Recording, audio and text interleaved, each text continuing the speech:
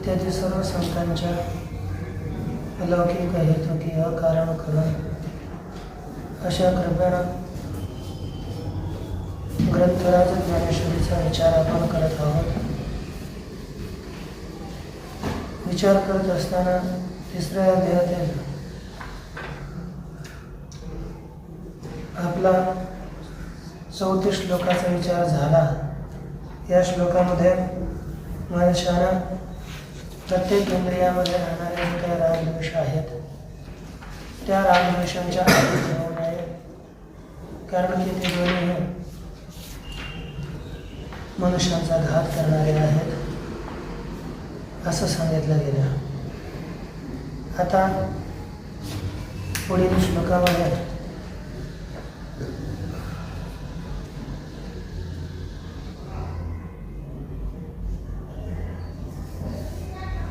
आपल्याला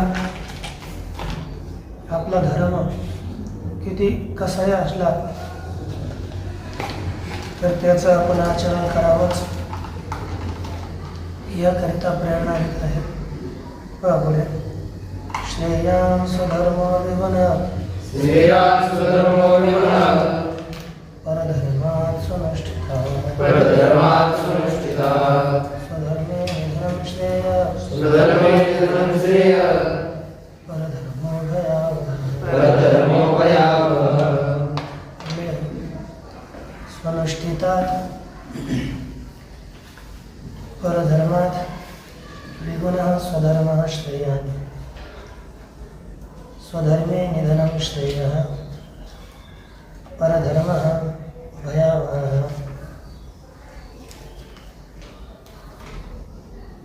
अर्थ स्वनुष्ठितात् परधर्मात्. स्वनुष्ठितार्थात चांगल्या प्रकारे अनुष्ठान केल्या जाणाऱ्या,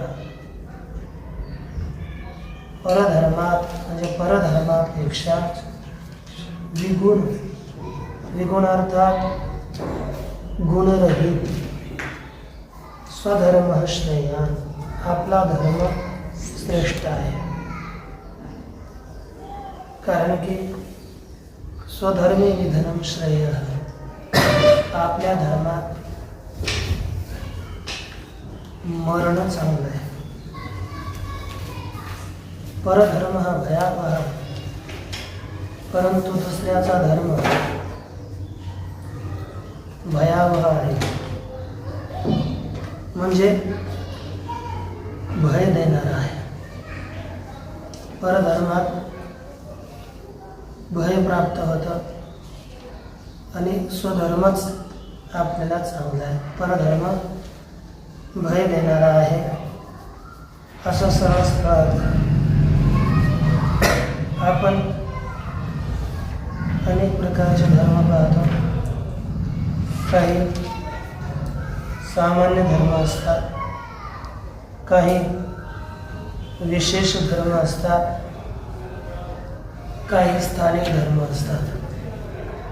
परंतु प्रत्येक मानवानं आपल्याला ज्यावेळी ज्या काळी जो शास्त्राने धर्म निर्धारित केलेला असेल त्यावेळी त्या काळी जर आपण त्या स्थानी त्या धर्माचं पालन केलं नाही तर आपलं अवकल्याणच होत राहतं. मग तो धर्म कसाही असला तरी चालेल. तो धर्म छोटा असो मोठा असो, पण आपण करावं. छोटी छोटी पाप मनुष्याने केली तर ते हळूहळू मोठ्या पापाकडे घेऊन जातात. भगवान श्रीकृष्ण एक वेळेस अर्जुनाला सांगतात की एक राजा, परमधार्मिक राजा, त्या राजाच्या महालात येण्याकरिता, आणि राजा हा आपल्याजवळ आला जो येईल त्याला दक्षिणा देत असे दान देत असे, परंतु परीक्षा घेऊन. परीक्षेविना दान राजा हे देत नसत. एक वेळेस अतिशय दरिद्र ब्राह्मण धनाच्या इच्छेनं राजाकडे गेला. तोही परमधार्मिक होता. आपल्या धर्माचं पालन करत असे. जात असताना राजाच्या नगरीत प्रवेश करण्याकरिता 4 दरवाजे. त्या 4ही दरवाजावर राजानं वेगळे वेगळे लोक नेमून ठेवले होते. तर आता ब्राह्मण देवता जावं लागले. आज जाताना त्या दरवाज्यामध्ये वेश्या बसल्या होत्या. वेश्यानं सांगितलं, हा दरवाजा माझा आहे. या दरवाज्यातून तुला जायचं असेल तर मला तृप्त केल्याशिवाय तू काय जाऊ शकत नाही. असं सांगितल्यानंतर तो म्हटला की हे पाप करण्यापेक्षा या दरवाज्यात का आपण कशाला शिरायचं, चला दुसरा दरवाजा पाहूया. राजा म्हणजे मनुष्य हा आपण पाहायचं धर्मावर आपण किती कट्टर राहतो. ब्राह्मण होता तो मग गेला, दुसऱ्या दरवाज्यातून गेला. दुसऱ्या दरवाज्यात गेल्यानंतर तिथे सगळे दारू पिणारेच होते. कारण की दारूचा आपला त्यांना अड्डा टाकला होता. कारण की त्या दरवाज्यात राजानं ठेवलेले होते. मग म्हणजे कोणाला योग्य आहे की नाही दान देण्याकरता परीक्षा घेऊनच दान द्यावं. नंतर त्याला त्या दरवाज्यात गेला. नंतर दारू पिणाऱ्यांनी सांगितलं की हा आमचा दरवाजा आहे, याच्यामध्ये तू जर हे पित असेल, स्वीकार करत असेल तरच तू इथून जाऊ शकतो, नाही तर या मार्गातून तुला जाता येणार नाही. त्याला वाटलं हे पाप करण्यापेक्षा आपण दुसरा दरवाजा पाहू. दुसऱ्या दरवाज्यात गेला. तिकडनं त्या दरवाज्यात मांस खाणारे होते. मग आता तिसऱ्या दरवाज्यातून जाऊ लागला. तिथे पाहिलं की आता ते म्हणलं की हे खाल्ल्याशिवाय इथून जाता येणार नाही, कारण की आमचा नियम आहे. परत दुसरा दरवाजा सोडून चौथ्या दरवाज्यात गेला. त्या दरवाज्यामध्ये काय म्हणतात ते आपलं जुगार खेळणं पत्ते काय असेल ते जुगार खेळणं, ते खेळणं चालू होतं. आणि त्यांनी सांगितलं तुला या दरवाज्यातून तेव्हाच जाता येईल जर तू आमच्याबरोबर जुगार खेळला तर. आता काय वाटलं, त्यांना 4च दरवाजे येतात. 4 एकाही दरवाजाने आत जाता येईल. मग चला काय होत आहे, आपल्याकडे 1 रुपया आहे, 1 पण तो लावू आणि आत जाऊ. परंतु ब्राह्मणाचं थोडं पैसे मिळण्याचं भाग्य होतं. त्याने 1 लावला, जिंकला. दुसरा लावला, तोही जिंकला. तिसरा लावला तर तो राजाकडे जाऊन आपल्याला धन आणायचे विसरूनच गेला. त्या जुगाराच्या नादातच त्याला भरपूर धन एकठ्ठा झालं. आणि धन एकठ्ठं झालं. आता धन जुगारातून आलेलं आहे म्हणजे ते धन चांगलं नाही आहे. आणि तसंच खेळता त्याची रात्र झाली. रात्र झाल्यानंतर ब्राह्मणाने विचार केला, आता हे पैसे आले तर आपण दुकान पाहत राहते. इथे काय दुकानही नाही आहे तर आपण काहीतरी घेऊन खावं. भूकही लागली. आता पैसे आपण घरी जाऊ शकतो. राजाकडे जायचं विसरला तो. आणि ते म्हणलं आता काय होत आहे, थोडं म्हणजे अगोदर जुगाराचं पाप केलं. अन्य जुगारातून धन मिळवणं पापच आहे, सट्टा बाजार. नंतर त्याला वाटलं की आता काय खायला प्यायला नाही, रात्रीच्याला कोण पाहते, चला दुसऱ्या दरवाज्यावर तिथे माणसं आहे तिथे जाऊन खावं. त्यानं लगेच तिथे जाऊन ते भोजन केलं. स्वादाला होतंच. नंतर त्याला वाटलं आता खाल्लंय तर भरपूर. आणि सात्विक शरीर असेल, शरीरात लवकर पचत नाही आहे. खाण्याकरता त्याला तेच माणसं दारू वगैरे पितात, कारण की ते पचत नाही लवकर. मग आता याला बी काय पचना झालं. 3ऱ्या दरवाज्यात गेलं, दारू. ते ब्राह्मण परंतु एक पाप केलं त्याला तिथपर्यंत जावं लागलं. मग हळू हाताला पहिलंच पाप याचा पैसा, अन्यायाचा पैसा, जुगाराचा, पुन्हा त्याच्यात मांस घेतलं, दारू पिला, आता त्याला कुठे बुद्धीनं काय करावं काय नाही करावं. तिसरा पुन्हा वेश्येच्या दरवाजात गेला. या रीतीनं म्हणजे एक मनुष्य जर एक पाप केलं तर, कारण की आपल्या त्यानं स्वधर्मात टिकवून राहायला पाहिजे होतं, परंतु आपला स्वधर्म सोडला आणि जुगारात खेळायला थोड्या थोड्या पापानं मनुष्य महान पाप करत राहतो. शेवट त्याचा नाश होतो, त्याला नाही कळत. परंतु मनुष्यानं थोडंसं सुद्धा थोड्या थोड्या पापापासून बचावला वाचलं पाहिजे. पण आपण दुर्लक्ष करतो आणि आपला नाश करून घेतो. आणि आपलं जर ब्राह्मण आपल्या स्वधर्माचं पालन करून त्याला काही जरी मिळालं नसतं तर त्या स्वधर्माचं आचरण करून त्याचं कल्याण झालं असतं.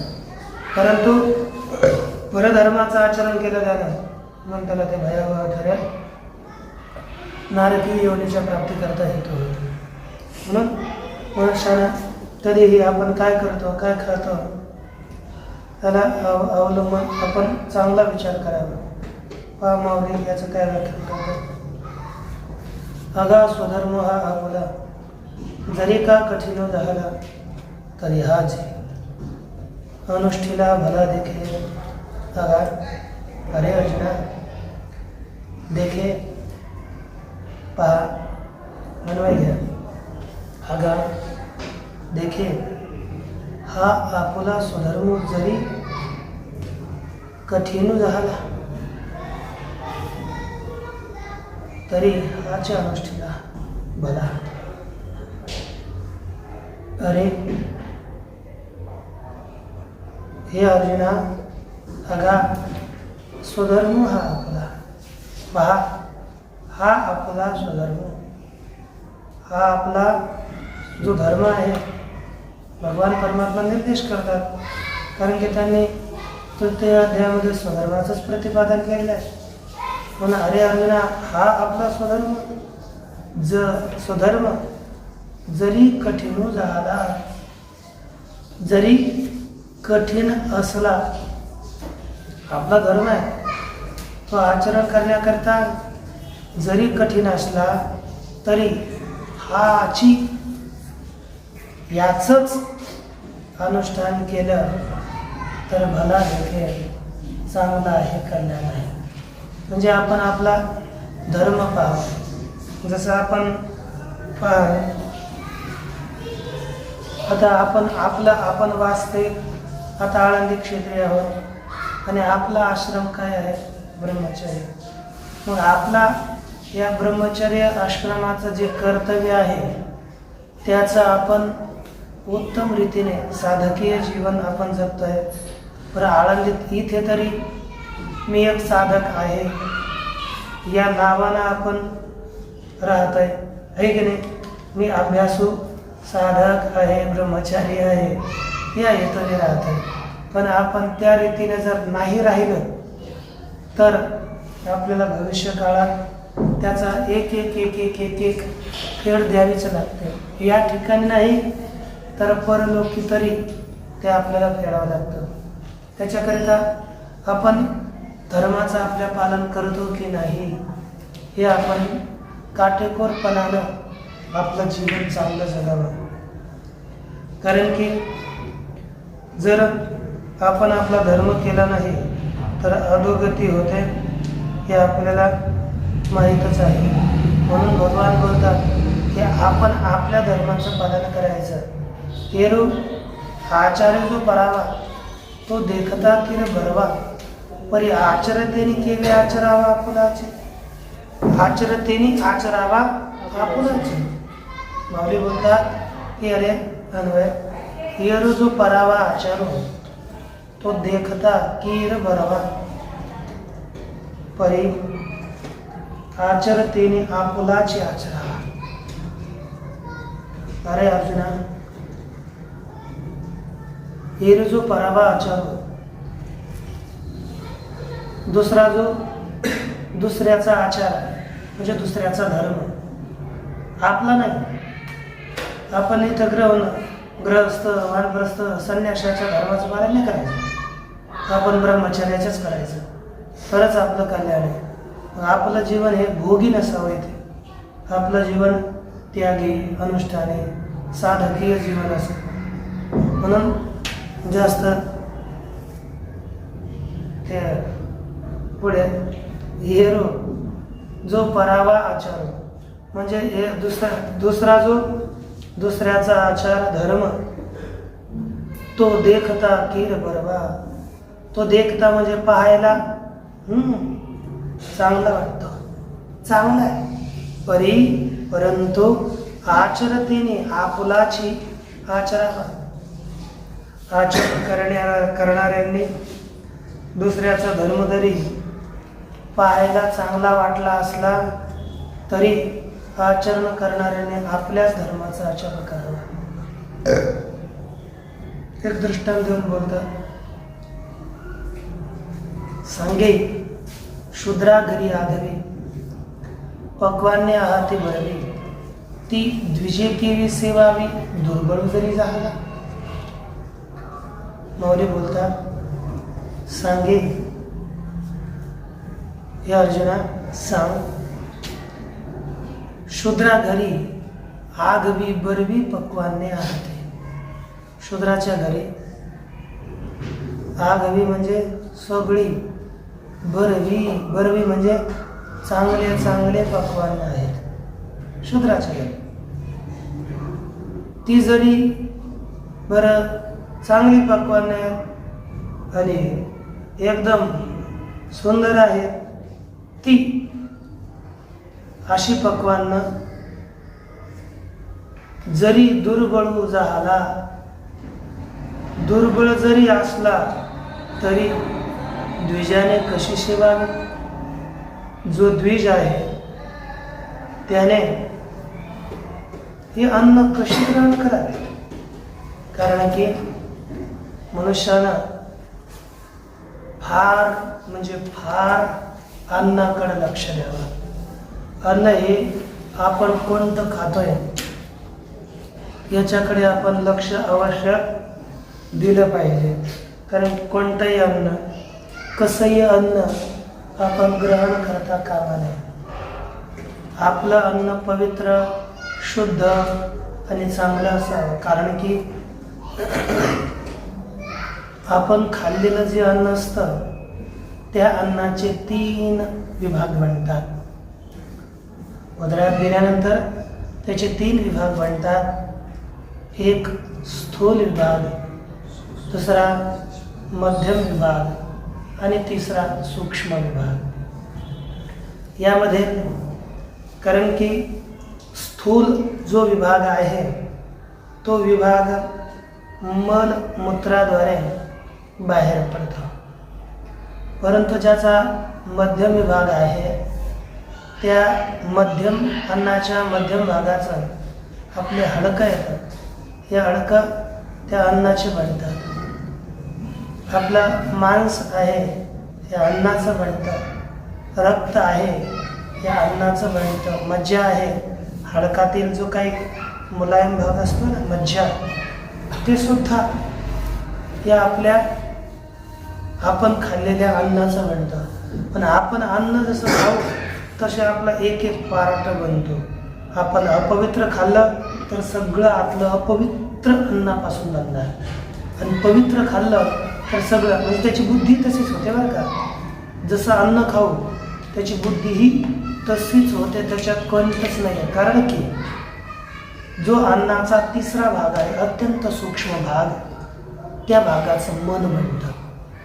म्हणून छांदोग्य उपनिषदामध्ये म्हटलं, अन्नमयम ही सौम्य मना. हे श्वेतकेतो, हे आपलं मन अन्नमय आहे. छांदोग्य उपनिषदामध्येच या अन्नाचे 3 भाग होतात असं स्वयंश्रुती सांगते. अन्नम अशतम त्रेधा विधीयते. खाल्लेलं अन्न 3 प्रकारचं होतं. तस्य स्थविष्टो धातू तत्पुरुषम भवते. त्या अन्नाचा जो स्थूल धातू आहे त्याची विष्ठा बनते, यो मध्यमस्तन मांसम, जो मध्यम भाग आहे त्याचा आपल्या शरीरातलं मांस बनतं. यो अनिष्ठस्तन मनः, जो सगळ्यात सूक्ष्म धातू आहे ते मन बनतं. म्हणून मनुष्यानं आपल्या अन्नावर फार नियंत्रण ठेवावं. माऊली बोलतात, देवी जैसा घेपे आहार, धातू तैसाची होय आकार, आणि धातू ऐसा अंतरो भाव ओके. ज्याप्रमाणे आपण आहार ग्रहण करतो त्याचप्रमाणे शरीरातले आपले धातू निर्माण होतात. हे नवधातू जे सप्तधातू आहेत ना, ते सगळे आपल्या पवित्र, आपण जसं अन्न घेतलं तसे ते धातू बनतात. आपलं मन, आपलं एक एक अवयव राजसी तामसी होतं का? कारण की आपल्याला अन्न तसं प्राप्त होतं म्हणून. कारण की आपण भोजनाला बसलो तर भगवत उच्चारणपूर्वक किंवा चिंतनपूर्वक अन्न ग्रहण करत नाहीत. आपण वेगळे वेगळे विचारपूर्वक ग्रहण करू आणि तेच संस्कार आपल्या पोटात जातात. तेच संस्कारात सगळं शरीर बनतं. पण आपलं अन्न हे फार चांगलं असावं. कारण की जसा धातू होतो तसंच आपल्या अंतःकरणात भाव, सद्भाव, दुर्भाव, ज्याचं अंतःकरण पवित्र त्याच्या अंतःकरणात सद्भाव निर्माण होतात. ज्याचं अंतःकरण अपवित्र त्याच्या अंतःकरणात दुर्भावच निर्माण होतात, सद्भाव नाही निर्माण होत. तो लोकांना न दाखवता तरी काहीतरी अनिष्ट क्रिया करेलच. आणि आपण एक लक्षात ठेवायचं, आपण क्रिया जी करतो गुपचूप करा किंवा प्रगट करा, परंतु ती क्रिया आपण केलेल्या पाप आणि पुण्य किती जण पाहायला येतं? 12 जण. 10 आपण नित्य 10 जण सांगितले. हे आपले नित्य साक्षी आहेत. पाप पुण्य केलेलं ते सगळे पाहतात. म्हणून आपण आपलं कर्म कधीच आपण गुपचूप सुद्धा पाप करू नये आणि लपूनही करू नये आणि प्रगटही करू नये. केलेलं सगळं लक्षण, सगळं आपलं लिखाण निर्धारित आहे. त्याच्याकरता सावध राहावं आणि आपलं अन्न विशेष बदलावं. कारण की हे द्विजानं तर ग्रहणच करू नये. द्विजानं कोणतं अन्न ग्रहण करू नये की जर शूद्रा घरी जर हे अन्न असेल तर ग्रहण करू नये. कारण द्विज आपल्याला कशा म्हणताय आपण पाहिलंच आहे. मातुर यदग्रे जायन्ते द्वितीयम मौंजी बंधनात ब्राह्मण क्षत्रिय विशस तस्माद येते द्विजा स्मृता.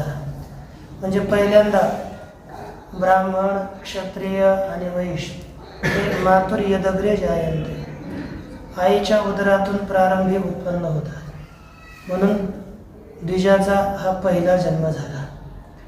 आणि दुसरा जन्म द्वितीय मौंजी बंधनात. मौंजी बंधन आपण त्याला उपनयन संस्कार म्हणतो. उपनयन संस्कारात हा आपला दुसरा जन्म असतो. आईच्या उदरातून पहिला जन्म आणि नंतर मौंजी बंधनानंतर हा दुसरा जन्म. म्हणून ब्राह्मण, क्षत्रिय, वैश्य यांना द्विज म्हटलं जातं. आणि यांचा इतका अधिकार आहे की यांनाच वेद ग्रहण करण्याचा अधिकार आहे. बरं आपण म्हणाल द्विजाचं आपण अन्न ग्रहण का करू नये, ते शूद्राचं अन्न ग्रहण का करू नये? शास्त्रामध्ये असं वर्णन येतं, अथोदरस्थ शूद्रांनो मृतश्वानोपि जायते 12 दशचाष्टौ च गृध्र सुकर पुष्करा. सांगतात की मनुष्य हा उदरामध्ये शूद्राचं अन्न असताना मेला तर तो कुत्रा म्हणून जन्म घेतो. बरं का? मग पुढे 12, 10 आणि 8 वर्ष गिधड, सुकर, डुक्कर आणि पुष्कर हे काय पदार्थ लक्षात पाहिले नाही. या योनीमध्ये मनुष्य उत्पन्न होतो. बरं, आपण आता बाजाराची जे आणतो कसं निर्माण केलं असतं माहिती आहे? कोणी निर्माण केलं? अर्धे तर मुसलमान असतात आणि ते तर शूद्राच्या आतमध्ये येतले. 4 तर स्वीकार करते शूद्र असते, त्याच्या खाली जातात ते. आणि आपण ते अन्न खातो तर आपले मन किती सुंदर, किती पवित्र होत असेल है ना. ते अन्न आपलं किती चांगलं, किती सुंदर, आपलं त्याच्यात कल्याण होईल की नाही. खातो की नाही आपण? शास्त्र सांगते आपण उपनयन संस्कार केले ना, द्विज झालं ना मग खाऊ नये. त्याच्या अगोदर तुम्ही काही खाल्लं तर मान्य होतं. म्हणजे त्याला, परंतु आपण आता संस्कारी झालं त्याच्यामुळे द्विजानं ते ग्रहण करूच नाही. आपण ग्रहण कर तर आपली अशी स्थिती होईल. सांगतात उदरस्थित शूद्रांनो यदि यानोपि नित्यशः जीवन अपि जपन वापी गती मूर्धम न विंदते. आपण अभ्यास करणार आहे ना, दिलंय उदरस्थित शूद्रांनो, ज्याच्या उदरामध्ये शूद्रांनी असतं का शूद्राचा नाही. आणि आता बाजार होतेच आहे सगळं, त्याच्यात तुम्ही शंकाच घेऊ नका. आणि आधी अनोपी नित्यशः, तो नित्य अभ्यास जरी करत असला तरी, जीवनवापी नित्य हवन करत असला तरी, जपनवापी नित्य जप करत असला तरी, गतीम ऊर्ध्वम न विंदती, त्याची ऊर्ध्व गती होतच नाही. म्हणून अन्नावर किती अवलंबून आहे, त्याची गती ऊर्ध्व होतच नाही. म्हणून मनुष्यानं अन्न हे विचारपूर्वक ग्रहण करा. या ठिकाणी बरं, आपण कोणतं अन्न कसं आहे, एक श्लोक दिलेला आहे. अमृतम ब्राह्मणस्यान्नम क्षत्रियान्नम वयस्मृतम वैश्यस्य चान्नमेवान्नम शूद्रान्नम रुधिरम स्मृतम. आपण अन्न खातो, ब्राह्मणाचं अन्न खाल्लं तर ब्राह्मणस्य अमृतम, अमृतम ब्राह्मणस्य अन्नम, ब्राह्मणाचं अन्न हे अमृतासारखं आहे. क्षत्रियान्नम वयस्मृतम, क्षत्रियाचं अन्न हे दुधासारखं आहे. पुन्हा वैश्यस्य चान्नमेवान्नम, वैश्याचं अन्न हे अन्नासारखंच आहे. आणि शूद्राचं अन्न हे रक्तासारखं आहे. म्हणून प्रथम 3 अन्न हे आपण ग्रहण केली तर चालतात, परंतु चतुर्थ अन्न हे ग्रहण करण्यास योग्य नाही. बरं, आता काय होतं की फल वगैरे आहे किंवा शूद्र आहे, त्यानं शुष्क अन्न आपल्याला दिलं, विकत दिलं, बनवलेलं नाही, शुष्क अन्न दिलं, तर ते आपण ग्रहण करू शकतो की नाही याचा विचार तरी आपल्याला पाहावा लागेल. तरी असेच काही प्रमाण आले, आपण घरात ग्रहण करू नये. शूद्राच्या तिथे अन्न सेवन करूच नाही. कारण की शूद्र देशमने विप्रेण क्षीरम वा यदि वा दधी निवृत्तेन न भोक्तव्यम शूद्राणम तदपि स्मृतम. शूद्राच्या घरात विप्राणे दूध घेऊ नये, दही सुद्धा घेऊ नये. तुम्हाला गायचं आहे ना, घरात घेऊ नये. माऊली बोलतात ना, शूद्र घरी आगवी, त्याच्यात कोणतंच नाहीये. त्याच्या घरात सगळी पक्वान असली तर काहीच घेऊन या.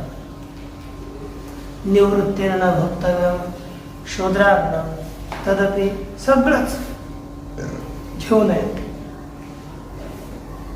बर, साक्षात शूद्राने त्याच्या घरी दिलेले अन्न घेऊ नये, परंतु विकत घेतलं ना, आपण विकत घेऊन आपल्या तिकडे गेलं, परंतु कोणतंही योग्य अन्न, शुष्क अन्न बरं का, तर घेऊन गेलं तर ते चालू शकतं.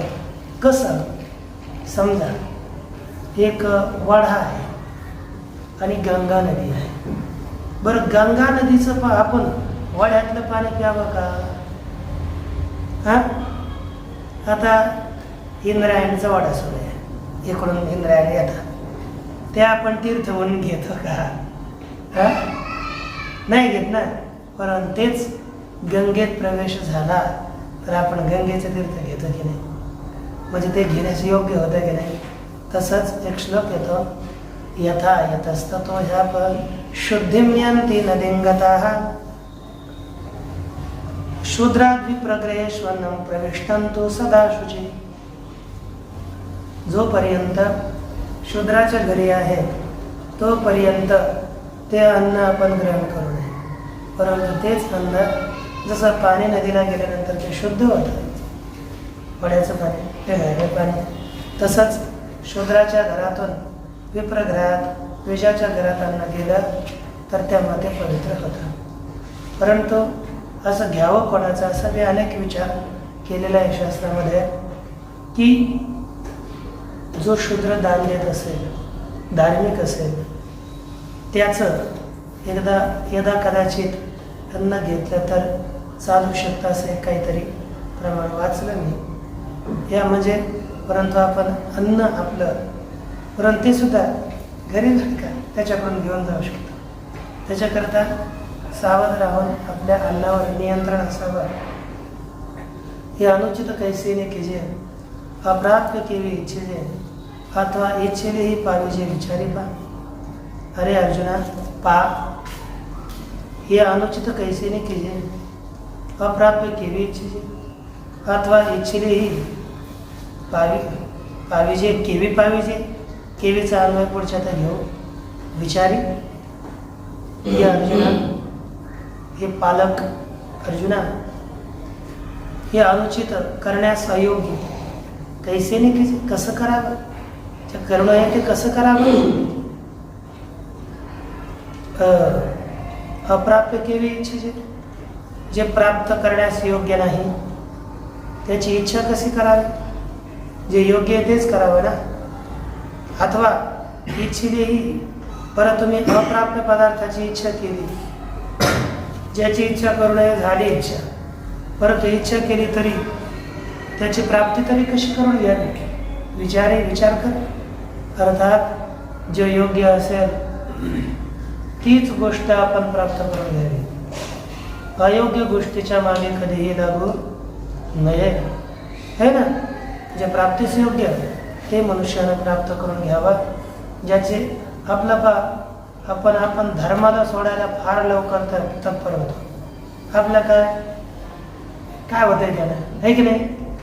असं किती जर झालं अशी बुद्धी लवकर बनते का, कारण की आपले संस्कार चांगले सांगतात, परंतु आपलं रक्त अन्न हे बुद्धीला भटकवून घेऊन जातं. त्याच्याकरता लक्षात ठेवायचं अन्नाकडे आणि आपल्या आचार विचार. अरे अन्न म्हणजे तोंडानं खाणंच नाही बरं का, डोळ्यानं पाहणं, कानानं ऐकणं, त्वचेनं स्पर्श करणं, हे सगळं सुद्धा प्रत्येक इंद्रियांचं अन्न आहे ना. त्यानं आपलं सगळं काय होतं, देखीला डोळा बैसला म्हणे अशी स्थिती होत आहे. आपण ज्याचं चित्र काढून ज्याला पाहू, ज्याला आतमध्ये ठेवू, ते आतमध्ये तेच नसतं. म्हणून आपल्याकडे नियंत्रण असावं. तरी आणखी एक बोलतात पहा, तरी लोकांचे ढवळारे देखुनिया मनोहरे, असती आपली तनारे मोडावी केवी. अन्वय, तरी लोकांची मनोहरे ढवळारे देखुनिया आपली असती तनारे केवी मोडावे. पहा, एखाद्याकडे पूर्वीचे चुन्याच्या माळी बनायच्या, त्याच्यामुळे ढवळारे दिले. तर लोकांची मनोहरे ढवळारी, लोकांची अतिशय मनाला हरण करणारी मनमोहक सुंदर सुने गच्चीचे राजवाडे मोठाले होते. मग आता ती पाहिली, ते पाहून काय करायला लागलं, मला तसलंच पाहिजे, मला हे नाही पाहिजे. म्हणे आपली झोपड्या कशा म्हणून टाकतात. अरे तुला राहायला तेच आहे, त्याच्यात राहिला तरच तू सुखी होशील. योग्य आपली झोपडी मोडून टाकशील, पण ते माझं तसं नाही ना, म्हणून मला नको हे. असं नाही, तू जिथे आहे ना तिथेच राहा. आणि त्याच जागेवरून तू आपलं काम कर, तुझा उद्धार होईल आणि तू सुखी जगशील. आणि जर तू म्हणशील त्याला एवढं देवाने एवढं दिलंय आणि मला हेच दिलंय, मला नको येऊ, ते काय भेटणार नाही आणि हे तू सोडून देशील तर मग दुःखी असेल. तसंच ब्राह्मण क्षत्रिय वैश्य यांना पुढचे जे काही वर्ण आहे, शूद्रानं ब्राह्मण क्षत्रिय वैश्यादिकांचं आचरण करणं आहे. हा आपलं आचरण केलं तर आपलं त्याच आचरणाने उद्धार आहे. कारण की द्विजषटकर्मे करी शूद्र त्या ते नमस्कारे दोहीसी सरोवरी निपजे यागू, हे भगवान बोलतातच ना. म्हणजे द्विजानं आपले जे काही षटकर्म आहेत ती त्यानं करावीत, केली आणि त्याला नमस्कार कोण करतं? केवळ शूद्र द्विजास नमस्कार मात्र करत आहे. अशा अवस्थेत मग दोघांनाही सरोवरी म्हणजे बरोबर एकसारखा याग निष्पन्न होतो. एकसारखं त्यांना काय प्राप्त होतात? यागाचं फळ मिळतं. क्रियेत निकृष्टता नसते, मनुष्याने फलाकडे लक्ष द्यावं. काय काम काय आपल्याला शास्त्र सांगते ते केलं तर बरं आहे, परंतु फळ आपण पाहावं. ते सांगित भगवान बोलतात, असती आपले तणारे केवी मोडावे, असलेली आपली झोपड्या गवताच्या झोपड्या कशा मोडून टाकाव्या. बरं हे राहू दे. हे असो वनिता आपुली कुरूप जरी झाली तरी ता भोगिता तेची भले जिया परी. अन्वय, हे असो आपली वनिता जरी कुरूप झाली तरी भोगिता तेची जिया परी भले.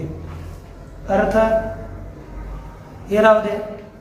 एकदा तुला तुझ्यासारखा गावंढळ दृष्टांत देतात. ते म्हणतात आपली वनिता जरी कुरूप झाली, आपली बायको जरी रूपाने वाईट असली तरी भोगिता तीच जिया परी भली, भोगण्याकरिता तीच ज्याप्रमाणे चांगली असते त्यानं अन्य श्रेयांकडे जाऊ नये. कारण की नाहीतर अधःपतन त्याचं ठरलेलं आहे आणि नरकामध्ये अनेक प्रकारचे संकट त्याच्या पुढे उभं होते. आपण इथं जर दुराचार केला तर नरकात गेल्यानंतर तिथे एकदम गरम लोखंडाच्या जे काही स्त्री पुरुष असतात, जसं जाळ असतो ना, जाळ एकदम ताकद लोखंड, आणि त्याला इथं तुम्ही आलिंगन दिलं तर तिथे तुम्हाला आलिंगन द्यायला होतं. मग इथं पाप झालं मग तिथे मरत तर नाही आणि ते काय कमी पडत असेल का? तापलेलं लोखंड इतकं भयानक पाप होतं. म्हणून इथं फार आपण सावध, एका कर्मापासून सावध राहिले पाहिजे. आपल्याला एक धर्म एक कर्म कधीही सुटू नये. तुम्ही वाचा, एकदा गरुड पुराण वाचाच. गरुड पुराण वाचूनच घ्या. त्याच्यामुळे एकदा वाचलं तर ते काम तरी करणार नाही, हे ना. तेवी आवडे तैसा साकाळू, आचरता जरी दुवाडू तरी स्वधर्मचे सुरू वाढू पारत्रिकाचा. तेवी त्याप्रमाणे आवडे तैसा साकाळू, आवडता जरी दुवाडू तरी पारत्रीचा स्वधर्मोची सुरुवात. शेवटचे खाली थोडा बदल अर्थ त्याप्रमाणे वाटेल तसा कठीण किंवा आचरता म्हणजे आचरण्यास जरी कष्टप्रद असला, वाटेल तसा कठीण जरी असला आणि आचरण करण्यास जरी कष्टप्रद असेल तरी पारत्रिकाचा स्वधर्मोची सुरवाडू, आपल्याला परलोकी स्वधर्मच सुख देणार आहे. या ठिकाणी स्वधर्म सुख देणारा नसला तरी सुद्धा, परंतु आपल्याला इथं कठीण वाटलं, परंतु परलोकी आपण आचरलेला स्वधर्म हाच आपलं कल्याण करणार आहे. म्हणून मानवानं आपल्या स्वधर्माचं अवश्य चांगल्या रीतीनं पालन केलं पाहिजे.